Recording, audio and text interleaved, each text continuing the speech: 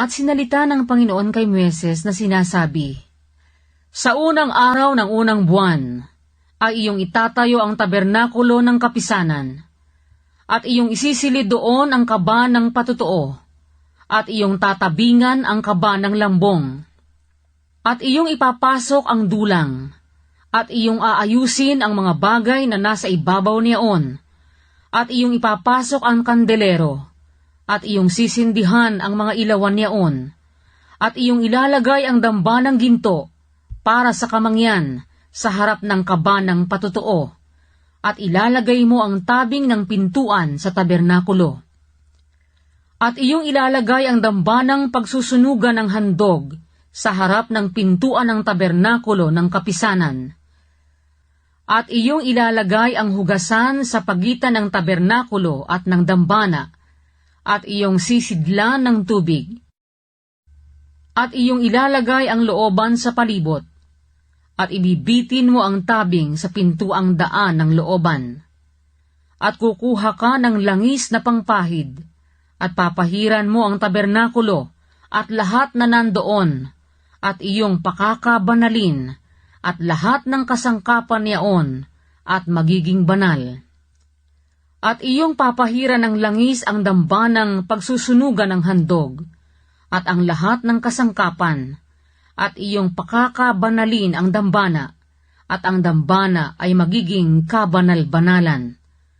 At iyong papahiran din naman ng langis ang hugasan, at ang tungtungan, at iyong pakakabanalin. At iyong dadalhin si Aaron at ang kanyang mga anak sa pintuan ng tabernakulo ng kapisanan, at iyong paliliguan ng tubig. At iyong isusuot kay Aaron ang mga banal na kasuotan, at iyong papahiran ng langis siya, at iyong papagbanalin siya, upang siya'y makapangasiwa sa akin sa katungkulang saserdote. At iyong dadalhin ang kanyang mga anak, at iyong susuotan sila ng mga kasuotan, at iyong papahiran ng langis sila, gaya ng iyong pagkapahid sa kanilang ama, upang sila'y makapangasiwa sa akin sa katungkulang saserdote, at ang pagpapahid sa kanila ay maging sa kanila'y pinakatanda ng walang hanggang pagkasaserdote sa buong panahon ng kanilang lahi.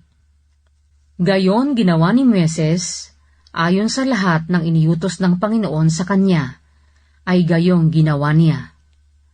At nangyari, sa unang buwan ng ikalawang taon ng unang araw ng buwan na ang tabernakulo'y itinayo. At itinayo ni Moises ang tabernakulo at inilagay ang mga tungtungan, at ipinatong ang mga malaking tabla, at isinuot ang mga barakilan, at itinayo ang mga haligi niyaon. At kanyang iniunat ang tolda sa ibabaw ng tabernakulo, at kanyang inilagay ang takip ng tabernakulo sa itaas ng ibabaw niyaon, gaya ng iniutos ng Panginoon kay Moises. At kanyang kinuha at inilagay ang mga tabla ng patutuo sa loob ng kaban. At kanyang inilagay ang mga pingga sa kaban, at kanyang inilagay ang luklukan ng awa sa itaas ng ibabaw ng kaban.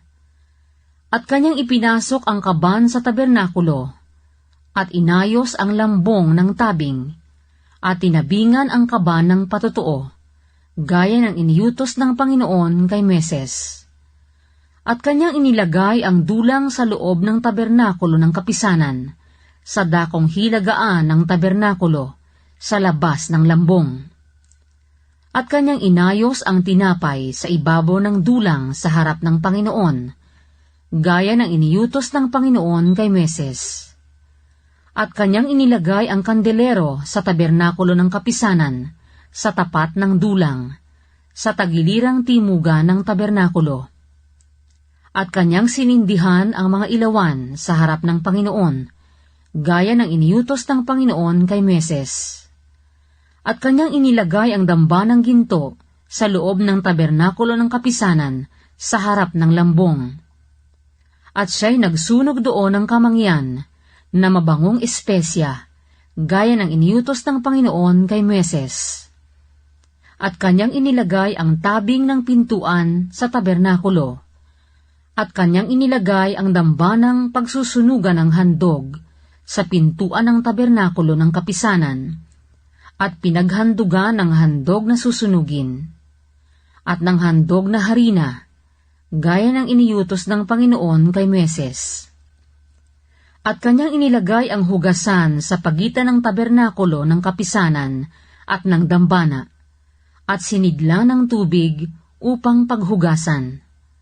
At si Moises at si Aaron at ang kanyang mga anak ay nagsipaghugas doon ng kanilang mga kamay at ng kanilang mga paa. Pagka sila'y pumapasok sa tabernakulo ng kapisanan, at pagka sila'y lumalapit sa dambana, ay naghuhugas sila, gaya ng iniutos ng Panginoon kay Moises. At kanyang inilagay ang looban sa palibot ng tabernakulo at ng dambana, at iniayos ang tabing ng pintuang daan ng looban. Gayon, tinapos ni Moises ang gawain. Nang magagayoy, tinakpa ng ulap ang tabernakulo ng kapisanan, at pinuno ng Panginoon ng kaluwalhatian ang tabernakulo. At si Moises ay hindi makapasok sa tabernakulo ng kapisanan, sapagkat lumagay sa ibabaw niyaon ang ulap, at pinuspos ng Panginoon ng kaluwalhatian ang tabernakulo. At pagka ang ulap ay napaiitaas mula sa tabernakulo, ay nagpapatuloy ang mga anak ni Israel sa kanilang buong paglalakbay. Datapwat, kung ang ulap ay hindi napaiitaas, ay hindi nga sila naglalakbay hanggang sa araw na napaiitaas. Sapagkat ang ulap ng Panginoon ay nasa ibabaw ng tabernakulo sa araw, at may apoy sa loob niyaon sa gabi, sa paningin ng buong lahi ng Israel sa kanilang buong paglalakbay.